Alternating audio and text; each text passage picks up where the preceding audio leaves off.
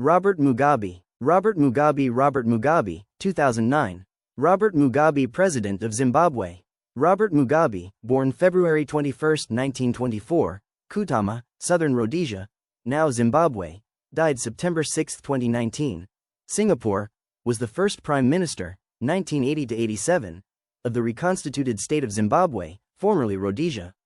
A black nationalist of Marxist persuasion, he eventually established one-party rule in his country, becoming executive president of Zimbabwe in 1987.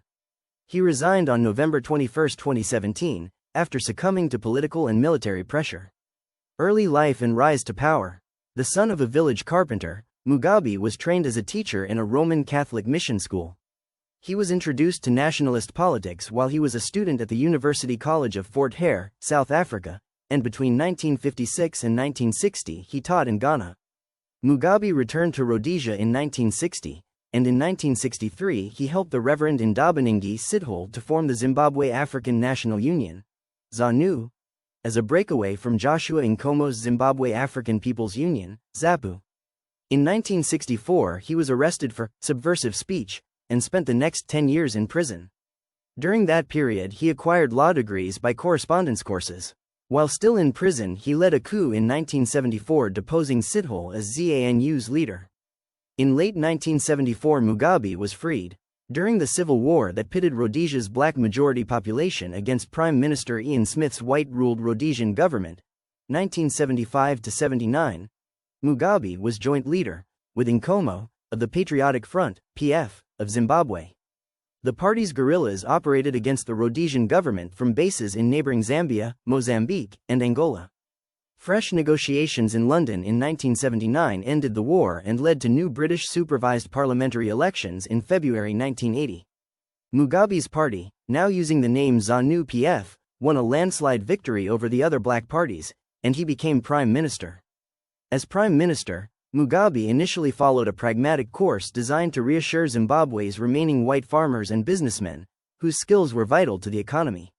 He formed a coalition government between his party, ZANU-PF, which drew its support from the majority Shona people, and Nkomo's ZAPU, which drew its support from the minority Ndebele people, and he abided by the new constitution's guarantees of substantial parliamentary representation for whites. At the same time, Mugabe took steps to improve the lot of black Zimbabweans through increased wages, improved social services, and food subsidies. In 1982 Mugabe ousted Nkomo from the coalition cabinet, and ethnic strife between the Shona and the Ndebele subsequently troubled the country. Zimbabwe's economy steadily declined despite Mugabe's measures, and whites continued to emigrate in substantial numbers. Mugabe had always intended to convert Zimbabwe from a parliamentary democracy into a one-party socialist state. In 1984 ZANU-PF held a congress, made Mugabe its unchallenged leader, and set up a new party structure with a central committee and a politburo that were designed to rule both the party and Zimbabwe. In 1987 Mugabe's and Nkomo's parties merged into one under the name of ZANU-PF, and as first secretary of the new party, Mugabe retained absolute control over it. On December 31, 1987, he became Zimbabwe's first executive president, effectively establishing one-party rule. In 1990 he was re-elected president in a multi-party election that was marked by intimidation and violence. Mugabe faced growing unrest in the late 1990s. A failing economy and his decision to send troops to assist President Laurent Kabila of the Democratic Republic of the Congo in his fight against rebels led to strikes, and in November 1998 riots occurred following Mugabe's announcement that he and members of his cabinet would receive pay increases. Factions within ZANU-PF continued to press for a true multi-party system. The first real opposition to Mugabe's government came from the Movement for Democratic Change, MDC, formed in September 1999 and led by trade unionist Morgan Tsvangirai. In the parliamentary elections of 2000, the MDC won about half of the contested seats, but ZANU-PF won or controlled most of the remaining seats and thus maintained firm control of Zimbabwe. Meanwhile, war veterans, demanding immediate land reforms, threatened to occupy some of the country's white-owned farms. Mugabe showed sympathy for their cause, doing nothing to dissuade them. In the months leading to the 2000 parliamentary elections, the veterans acted on their threats, which led to heightened tensions in the country.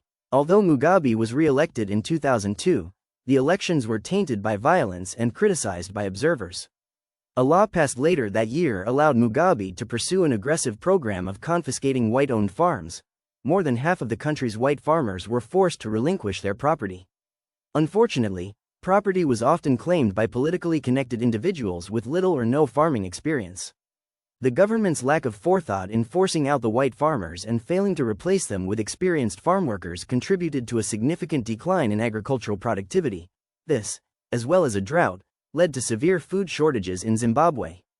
As Mugabe's popularity further declined, his regime became increasingly brutal and repressive. Media freedom was curtailed, the opposition was harassed and beaten, and a controversial program that caused the demolition of illegal housing structures was implemented, rendering hundreds of thousands of Zimbabweans homeless. The economy continued to decline, and in 2007 the country had the highest rate of inflation in the world, as well as one of the highest rates of unemployment. Most Zimbabweans did not have adequate access to basic commodities, such as food or fuel, and Mugabe's administration continued to be the subject of much international criticism.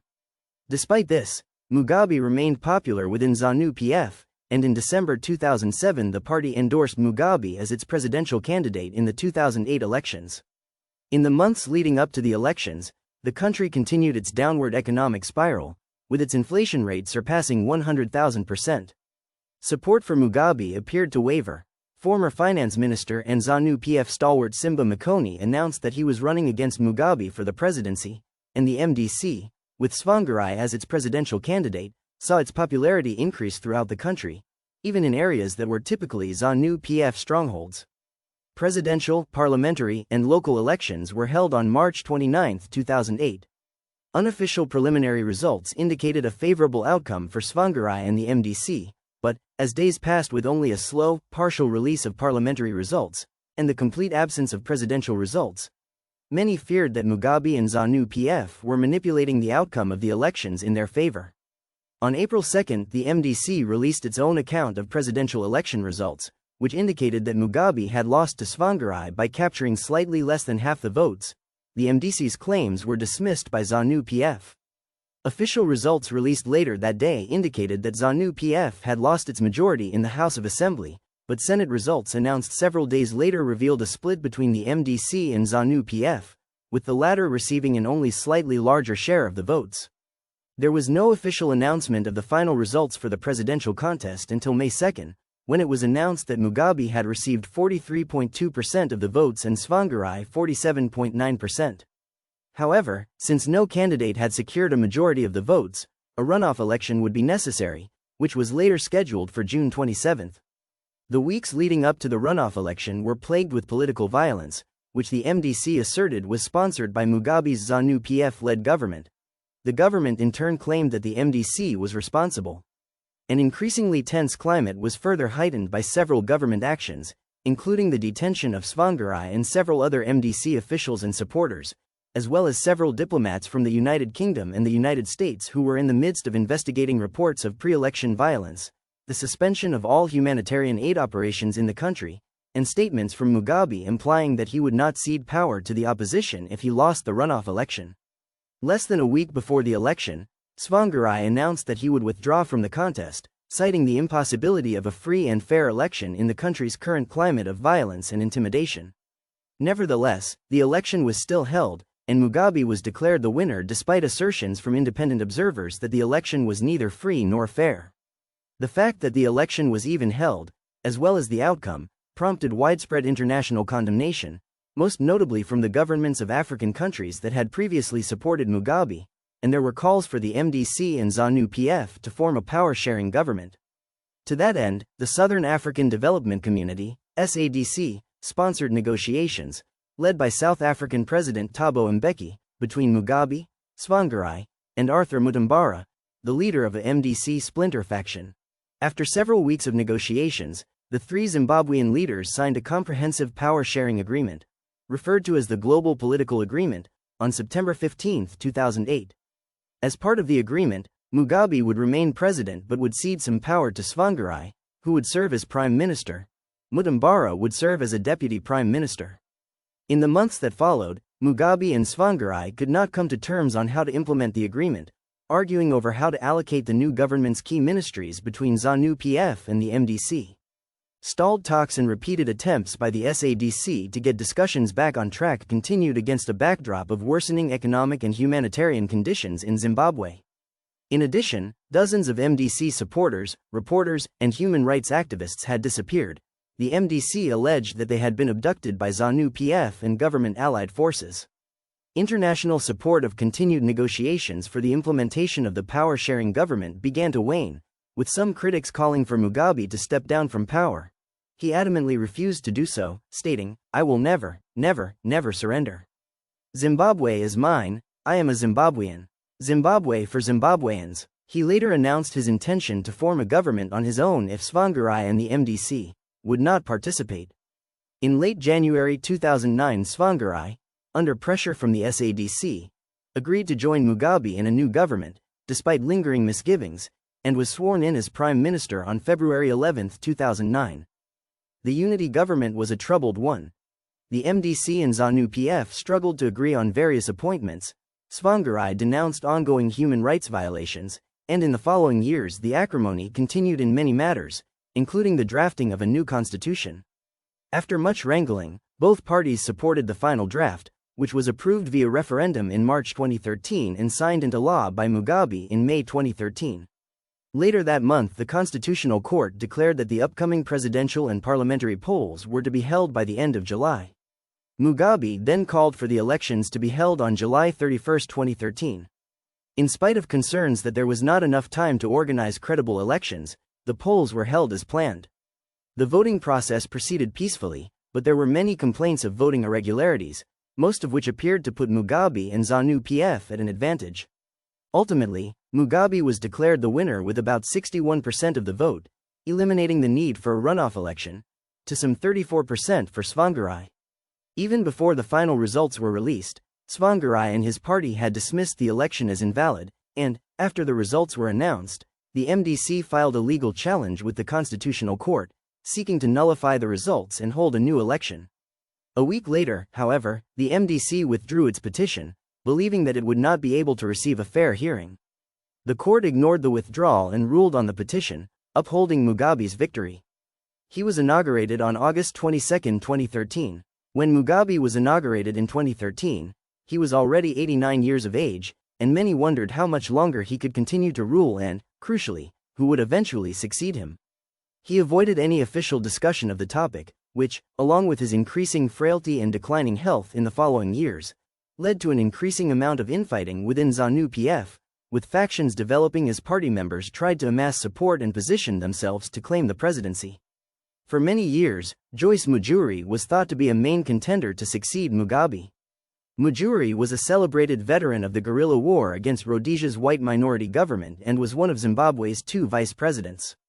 In 2014, however, Mugabe's wife, Grace, launched a string of stinging verbal assaults on Mujuri's character, culminating with Mujuri being dismissed from the vice presidency in December 2014 and expelled from the party months later. Emmerson Mnangagwa, another decorated liberation war hero with a prominent standing in ZANU-PF, replaced Mujuri as vice president and was poised as a leading contender to succeed Mugabe, but he, too, fell victim to blistering verbal attacks by Grace and, later, her husband. He was dismissed from the vice presidency on November 6, 2017, and reportedly fled the country. He was soon expelled from the party as well. Grace, who had only become active in politics in 2014, managed to ascend rapidly, securing an influential post as head of ZANU-PF's Women's League in late 2014, which automatically made her a member of ZANU-PF's powerful Politburo. She also earned the backing of G40, a group of young ZANU-PF leaders, and ZANU-PF's Youth League. With Mnangagwa's dismissal, she managed to position herself, with her husband's support, as the sole candidate to succeed him as president. Mnangagwa's ouster appeared to have crossed a line with the military, however, and on November 13 General Constantino Chiwenga, chief of Zimbabwe's army, threatened to intervene if ZANU-PF did not stop purging the respected liberation veterans from the party. Military action and resignation. The intervention came in the early hours of November 15, 2017. The military seized power and placed Mugabe under house arrest. In a televised address, a military spokesperson stressed that the military action was not a coup but an operation to target the criminals who surrounded Mugabe and were responsible for the country's economic and social troubles. After they were brought to justice, the situation would return to normal, the military pledged. The spokesperson also said that the safety of Mugabe and his family was guaranteed and that Mugabe was still the president and commander-in-chief. The military began searching for and arresting members of Mugabe's cabinet as well as prominent G40 leaders and supporters of Grace. Any lingering signs of visible support for Mugabe among the general population began to evaporate, as thousands of Zimbabweans took to the streets in peaceful demonstrations calling for him to step down. Support from party members also dissipated. At a meeting of ZANU-PF's Central Committee on November 19, members voted to remove Mugabe as party leader and replace him with Mnangagwa. The committee also voted to remove Grace from her position as head of the Women's League and expelled her and many of her G40 supporters from the party. Furthermore, ZANU-PF called for Mugabe's resignation, threatening to impeach him if he did not step down voluntarily.